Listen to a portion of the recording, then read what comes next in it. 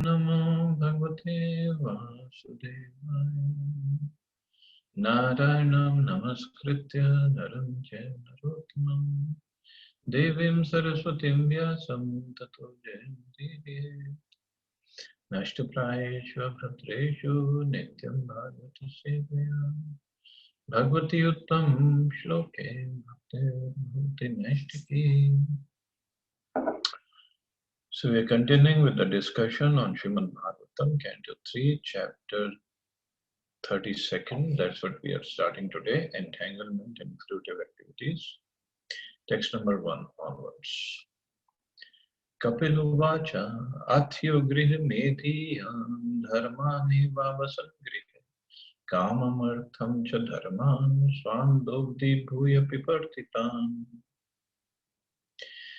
The personality of Godhead said, the person who lives in the center of household life derives material benefits by performing religious rituals, and thereby he fulfills a desire for economic development and sense gratification.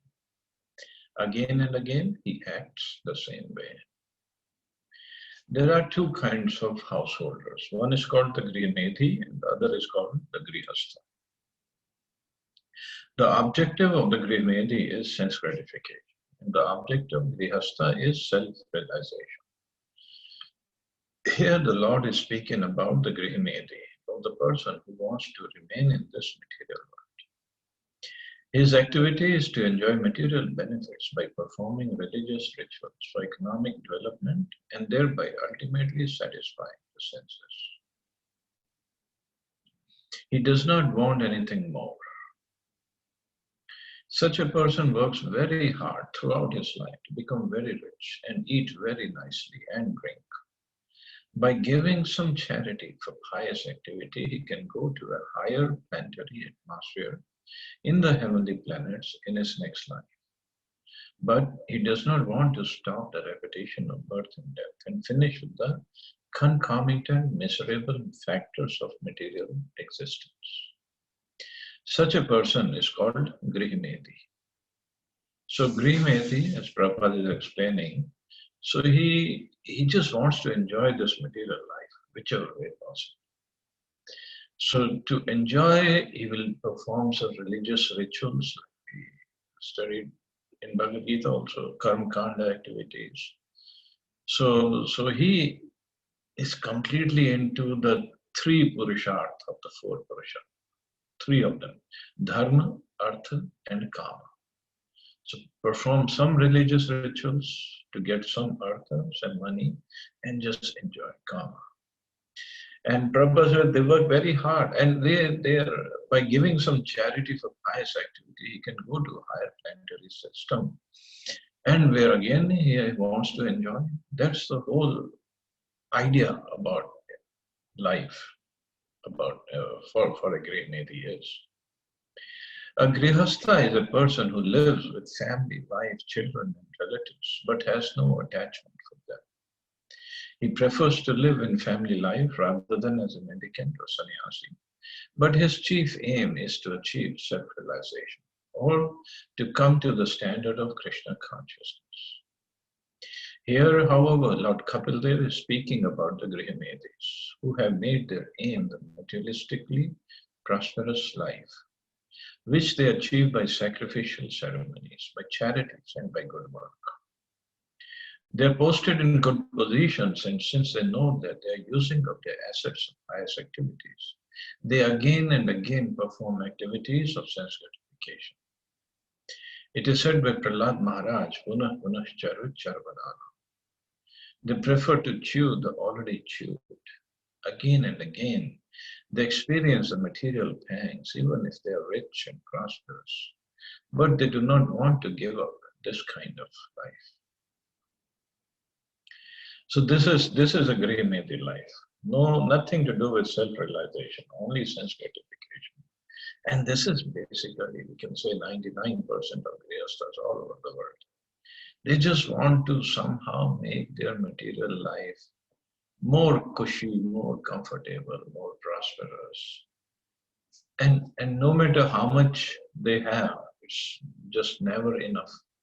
Because that is passion. Passionate life means You're not satisfied by what you have. You want to have more and more and more. And there is no end to the greed.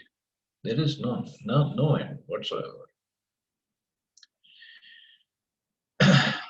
They are posted in good positions, and since they know they can use it, they are using up their assets of highest activities. They again and again perform activities of sense gratification. Means they just want to work hard, earn more, and basically, according to them, just live the life. For them, the philosophy is Jindagi na milegi dobara. Just want to enjoy. But Prahlad Maharaj says this is chewing the chewed. We are trying to satisfy the senses, which can never be satisfied. And with the same things, it's the same combination of earth, water, fire, air, ether that we are just trying to enjoy. And the opposite body is made up of what? Even if you don't believe in this, 5 ingredients. So blood, mucus, bone, some bone marrow, flesh, and the skin on top. That's all the body is made up of. And they just want to enjoy the opposite sex, which is made up of only these things. It just gives so much of pleasure, but it cannot give everlasting pleasure. And by making more money, basically, we are trying to please the senses. So eyes want to see something beautiful, nose wants to smell something nice, ears want to hear something beautiful, tongue wants to taste something nice. So that, of course, it's all relative. So everybody is nice and beautiful. That's relative. But this is their idea. Okay, I'm gonna have a big mansion to live in, and then to show off, I need to have nice, fancy cars, and then got to have good furniture and this and that. And then how long one can enjoy that mansion or the car or the furniture? Then want to show it off to my friends, because otherwise, how would anybody know how much I have, and how would I get the satisfaction of showing it off to others? But again, how long is it going to last? That's not what people are worried about or even thinking of. They just want to have more and more and more. So this is in the story of Vamandev and Bali Maharaj, we'll study later on.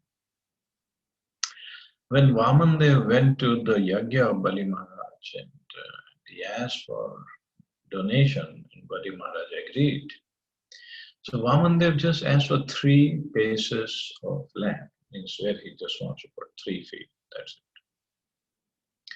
And Bali Maharaj laughed at him and said, "You are a little Brahman, you don't know, and you could have asked me any kind of land, or you could have asked me some villages, or even the whole planet I could have given. You just asked for 3 paces of land, that's it."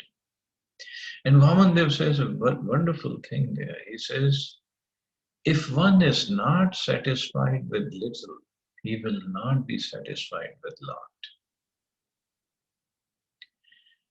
So the satisfaction is a status of mind. And a devotee or a yogi is just satisfied with very little, because for his own maintenance, he doesn't need a whole lot. He is just satisfied, small, just a small corner where he can do his bhajan and to lie down, and that's it. But materialists, they are never satisfied. Even if you give them the whole planet, they will never be satisfied. They want another planet, and another planet, and another planet. And this is what they claim. If they don't, then the whole world will come to a stop. No, the whole world will not come to a stop because the creator of the world has a purpose in mind. And we are not the creators. We are not the creators and we are not the owners. We're just tourists here. And we're going to leave after our time is over.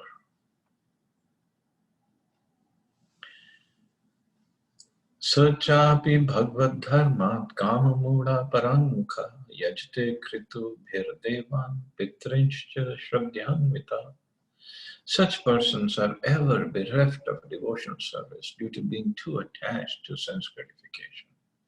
And therefore, although they perform various kinds of sacrifices and take great vows to satisfy the demigods and forefathers, they are not interested in Krishna consciousness or devotional service. So the grey Medis, because they're so busy in sense gratification.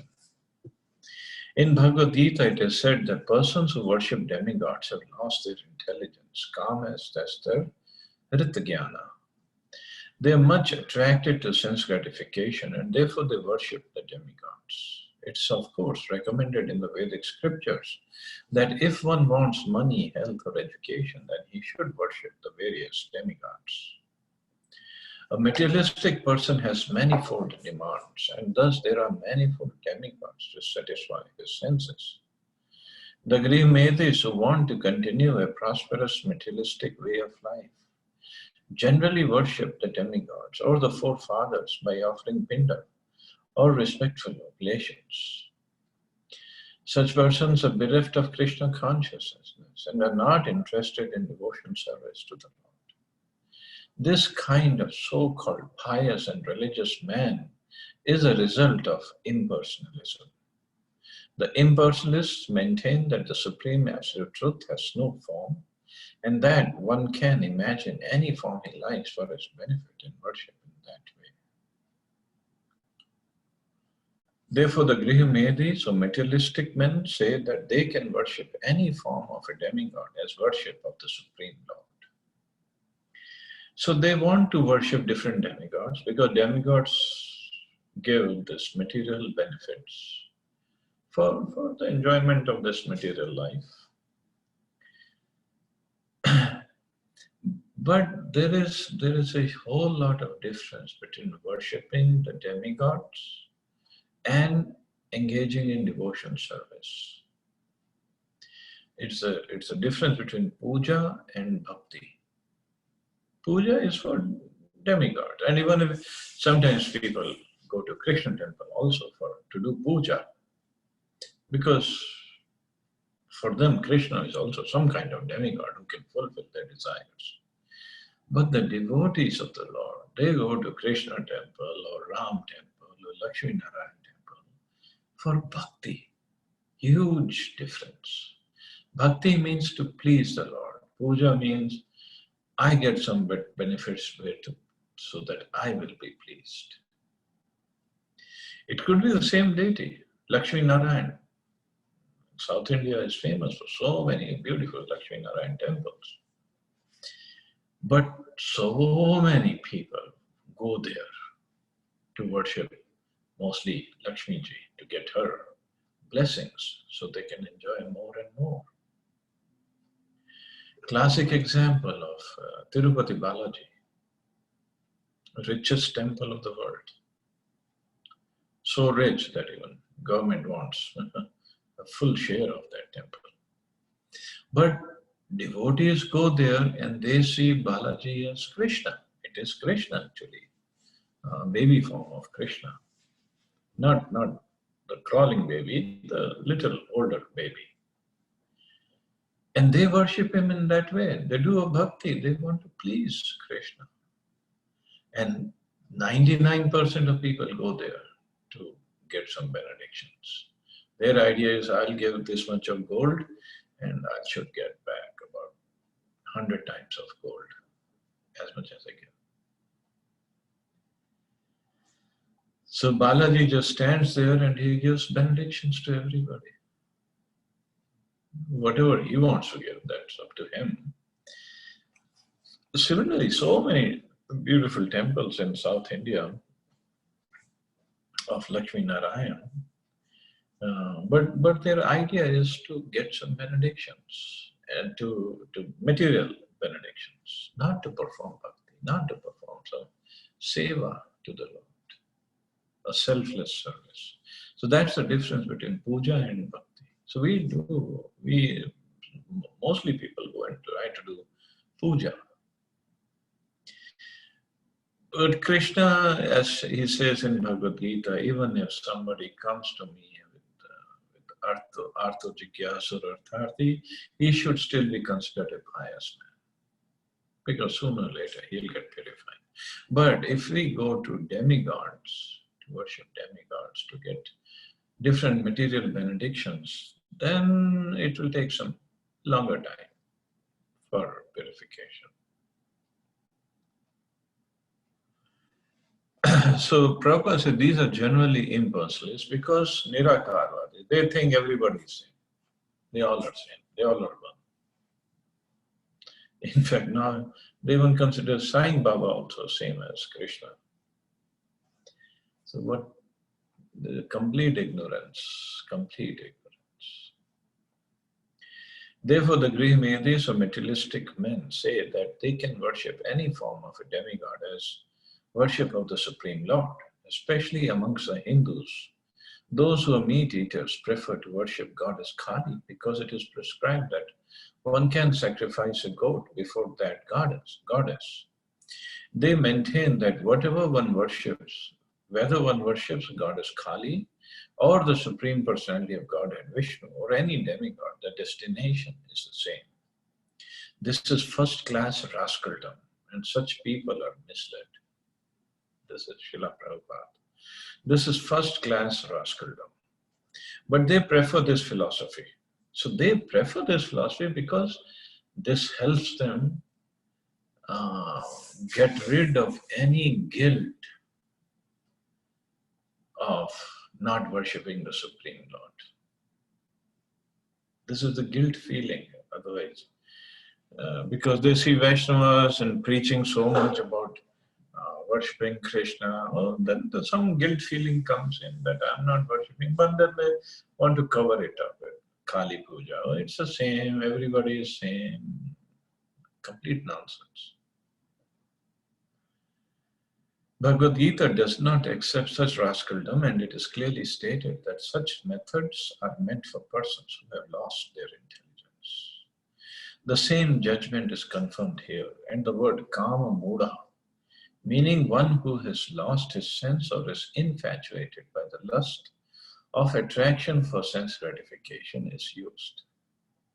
Kama mudhas are bereft of Krishna consciousness and devotional service, and are infatuated by a strong desire for sense gratification. The worshippers of demigods are condemned both in Bhagavad Gita and in Srimad Bhagavatam. So this is, like Prabhupada says in the purport also, this is people, Grihamadis, they say all the demigods and Krishna, they are same, there's no difference. So like I said, when they go to temple of Krishna, also they kind of treat him as a demigod so they can ask for material benefits. So kama mudhas, and Prabhupada says, one who has lost his sense. But now looking at our position, we also ask the Supreme Lord for some material benedictions all the time. Of course, Krishna says in Bhagavad Gita, they should be considered a pious person, even if they're asking for material benedictions. But we also ask, we do ask for material benedictions.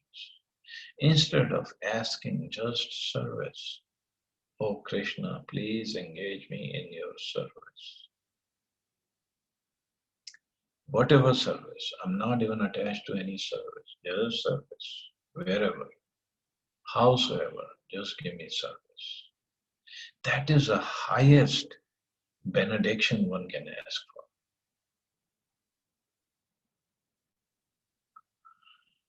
But if in our heart there is tinge of, because we are still trying to go from material life to spiritual life.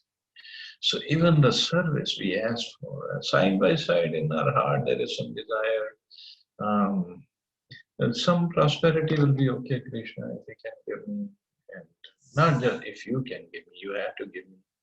And along with some service, some other material benediction, maybe I should get a good wife, and girls are thinking I should get a good husband. And when they get married, and I will hopefully will get a good son or a daughter, and a nice house and health and this. And that.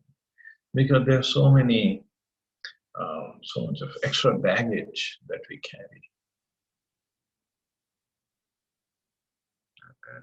That's why it takes time to come to the level of pure devotional service, where it is anya abhilashita shunyam.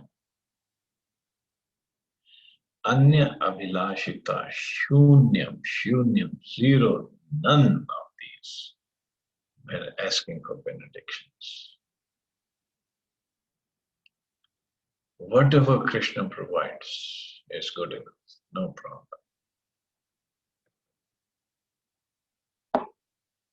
Takes long time, very long time. So that is why the association is considered very, very important. Association of pure devotees, pure sadhus who can instill in our heart the same desires that they have. And like we were discussing yesterday, we might not be asking for something physical, but subtle desires are still there. Subtle for power, position, recognition.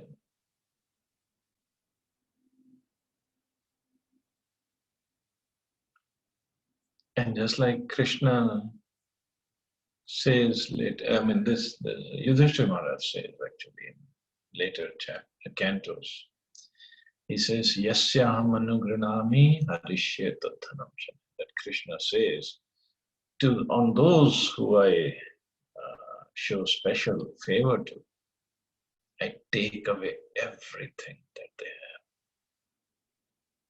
have. Everything that they have, that is an obstacle on their making progress in the path of bhakti. And then it hurts a lot. It will hurt a lot, because hurt means more I am attached to something when it is lost, especially lost abruptly, taken away by force by Krishna. It hurts. It really, really hurts.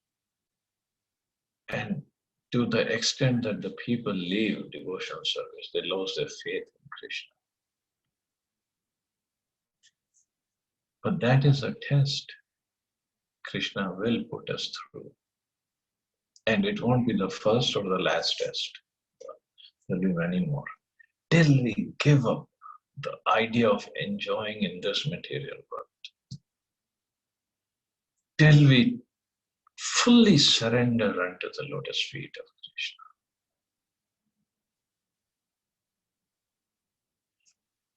Because then and then only we will be eligible to go back to the spiritual world. And that is what the main purpose of Krishna is, to take us back. But he does not force us, so we have to go back. We have to have that strong desire to go back.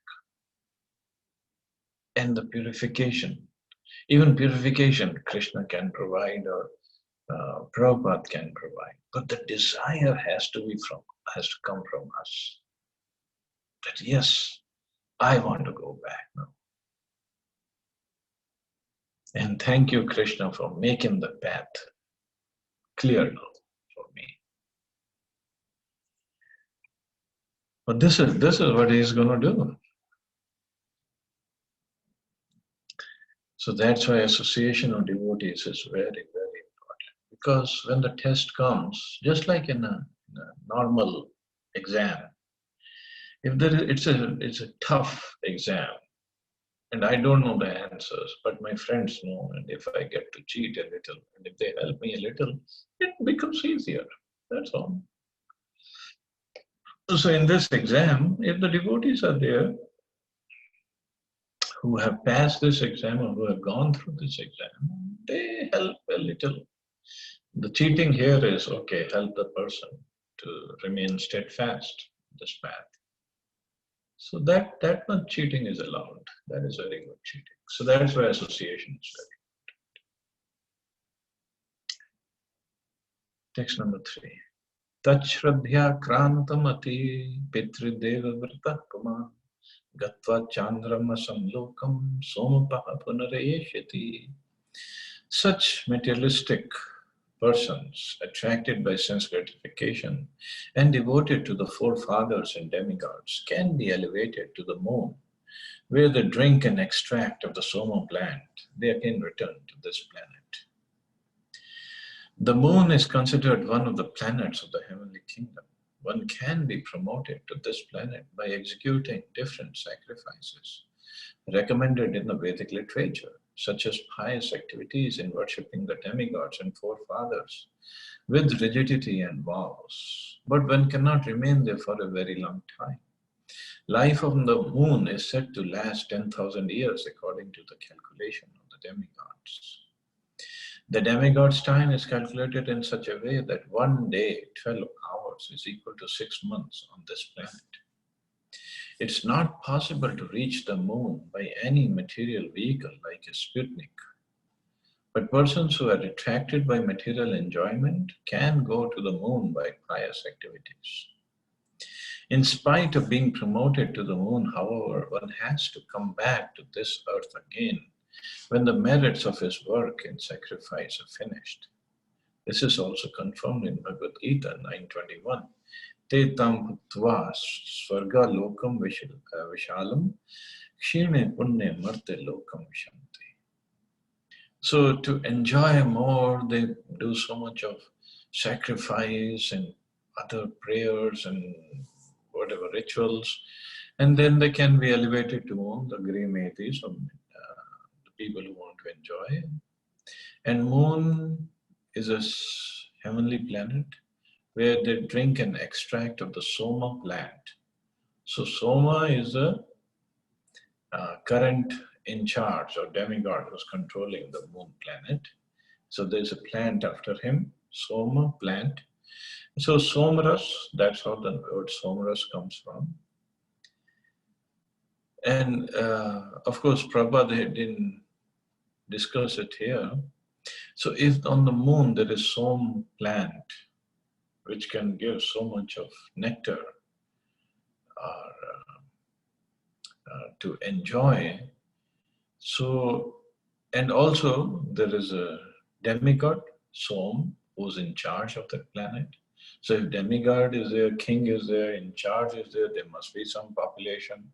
And for the livelihood of the population, there should be some building, some other work must be there. So Prabhupada, this is what Prabhupada argued when Americans said Neil Armstrong went to the moon. So his point was they didn't find anything on the moon, so they didn't go to the moon, because if they had really gone to the moon, they would have seen all these things.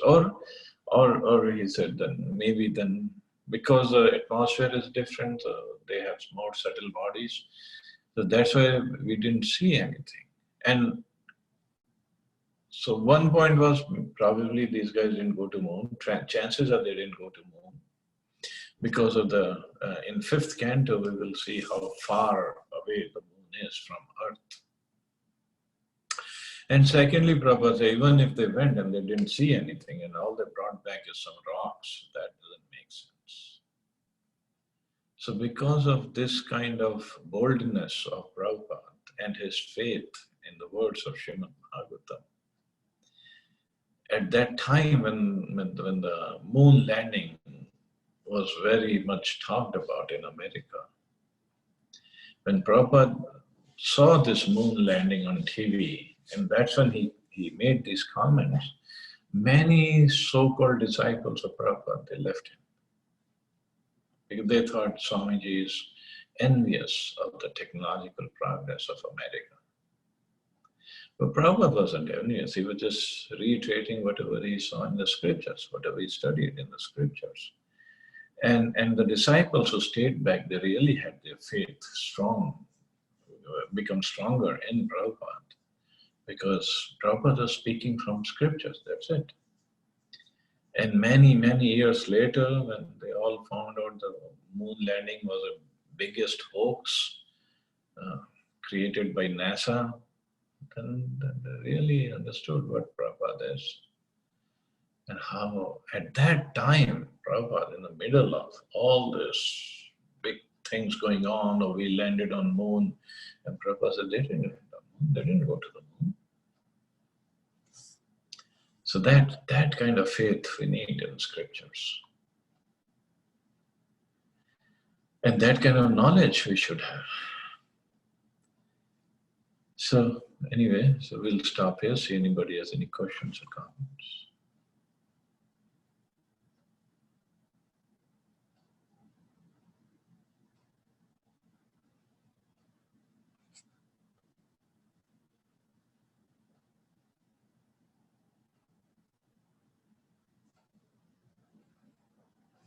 Hare Krishna, thank you, Prabhuji.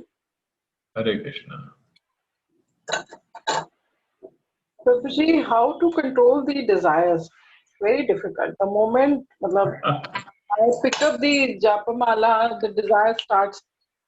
ये हो जाना चाहिए, एक माला कर लो तो ओह भगवान जी अब ये तो कर ही दो, एक दूसरी माला कर दो, अरे Krishna this you must do this. How to stop this, Prabhuji? It's like automatically it's generated. I don't know. It comes with, मतलब मेरे साथ ही ऐसा होता है. I don't know about others. नहीं माता जी, सबके साथ होता है. जिन दिनों तो चल रहा कोरोना वायरस से बचा लो. माता जी हमारे साथ भी होता है, प्लीज ऐसा मत सोचो. मुझे तो लगता है कि ज्यादा होता है. I start doing, मतलब इतनी सारी लिस्ट लंबी आ जाती है दिमाग में. इसका ये हो जाए, उसका वो हो जाए, बस ये कर दो. और वो लिस्ट जो है, other time it's not there, only when chanting it really comes up. Yes, Prabhuji. Yes. It's a common question. There is let me answer. There is a logic to it actually. See, our heart, or where the soul sits, soul has all the desires, right? So our heart is full of desires.